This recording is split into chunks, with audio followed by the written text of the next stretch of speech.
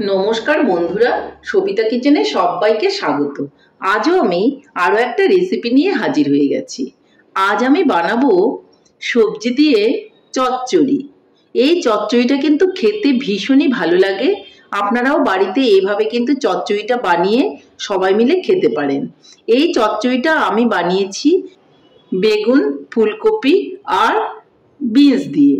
আপনারা কিন্তু এভাবে আপনাদের পছন্দ মতো সবজি দিয়ে চচ্চড়ি বানিয়ে খেতে পারেন।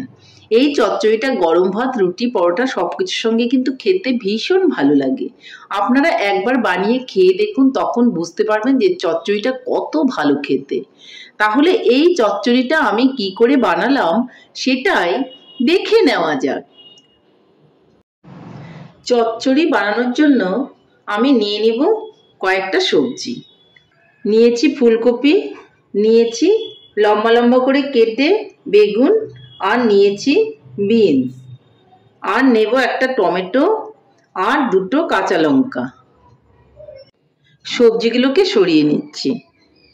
এখন আমি এই চচ্চড়ির জন্য নিয়ে নিয়েছি একটু পোস্ত, একটু সর্ষে আর একটু কাঁচা লঙ্কা বাটা, আর নিয়ে নিয়েছি পেঁয়াজ কুচি। এগুলো দিয়েই আমি চচ্চড়িটা বানাবো। এদিকে আমি উনানে একটা কড়াই বসিয়ে দিয়েছি, তাতে আমি দিয়ে দেব সর্ষে তেল। তেলটা আমার গরম হয়ে গেছে, এর মধ্যে আমি একটু লবণ দিয়ে দিচ্ছি।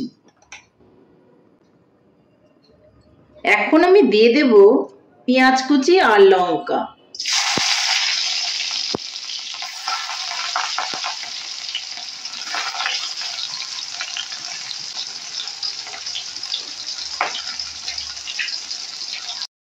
ভালো করে এগুলোকে একটু নেড়ে চেড়ে নেব।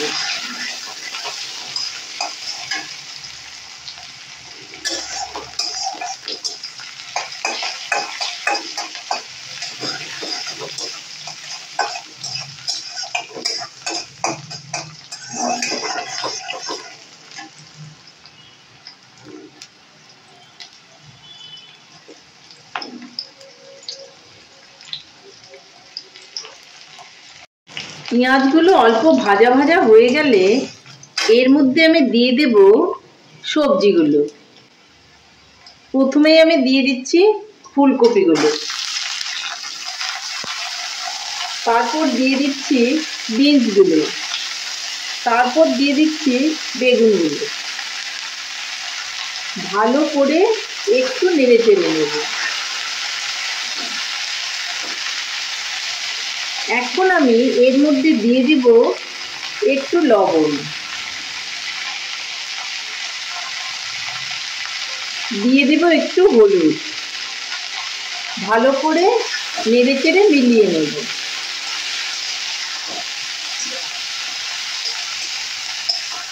সবজিগুলোকেও আমি একটু ভাজা ভাজা করে নেব।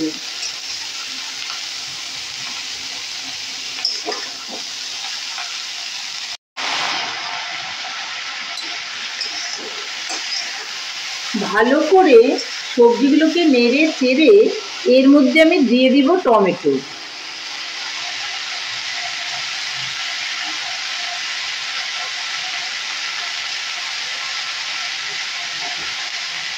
টমেটোটাও খুব ভালো করে আমি নেড়ে চেড়ে নেব।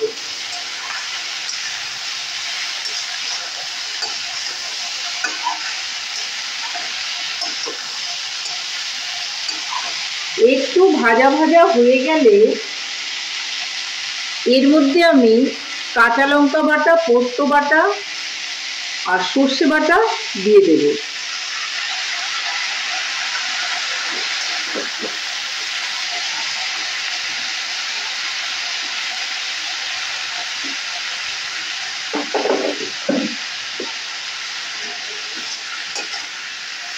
ভালো করে নেড়ে চেড়ে মিলিয়ে নেব, আর এখান থেকে বাটিটা ধুয়েও একটু জল দিয়ে দেব।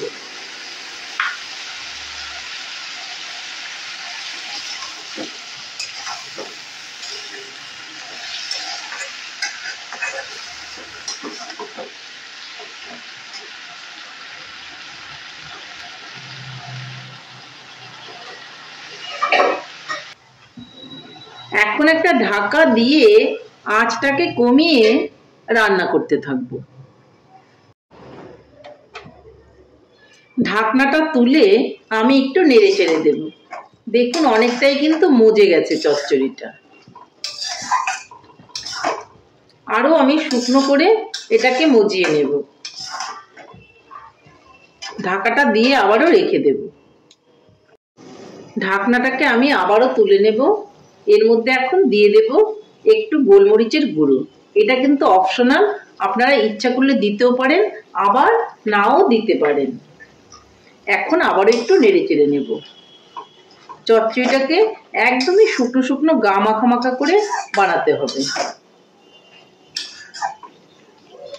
এখন আর ঢাকা দেওয়ার কোনোই প্রয়োজন নেই।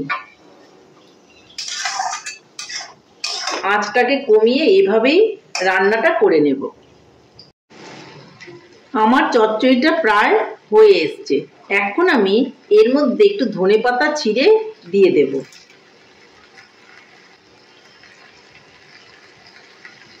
আপনারা কাঁচি দিয়ে কেটেও দিতে পারেন, আমি কিন্তু হাত দিয়ে ছিঁড়ে দিয়ে দেব বড় বড় করে।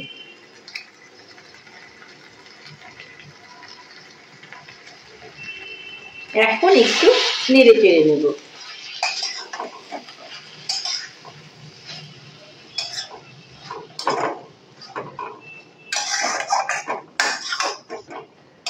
আমার চচ্চড়িটা কিন্তু হয়ে গেছে।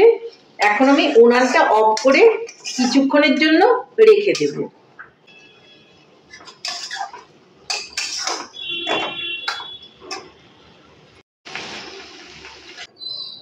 তাহলে বন্ধুরা, আমার রেসিপি কিন্তু ফাইনালি রেডি। আমার রেসিপিটা আপনাদের কেমন লেগেছে? আমার রেসিপিটা যদি আপনাদের ভালো লাগে তাহলে লাইক, শেয়ার, কমেন্ট করতে ভুলবেন না। আর আপনি যদি আমার চ্যানেলের নতুন বন্ধু হয়ে থাকেন তাহলে চ্যানেলটা সাবস্ক্রাইব করার অনুরোধ রইল। পাশে থাকা বেল আইকনটি প্রেস করে রাখুন আমার নিত্য নতুন রেসিপির আপডেট পেতে। তাহলে আর দেরি কেন, ঝটপট এভাবে বানিয়ে ফেলুন। চচ্চড়ি সবজি দিয়ে, আমি ফুলকপি, বেগুন, বিনস দিয়ে করেছি। আপনারা আপনাদের কাছে নানান ধরনের সবজি থাকলে সব কিছু দিয়েই কিন্তু আপনারা এই চচ্চড়িটা বানাতে পারেন। এই চচ্চড়িটা কিন্তু গরম ভাত, রুটি, পরোটা সব কিছুর সঙ্গেই খেতে ভালো লাগে। আপনারা একবার বাড়িতে এভাবে বানিয়ে নিন আর গরম গরম খান, দেখবেন আপনাদেরও ভীষণই ভালো লাগবে। নমস্কার, ভালো থাকবেন, সুস্থ থাকবেন। আবার দেখা হবে আরও একটা রেসিপির সঙ্গে।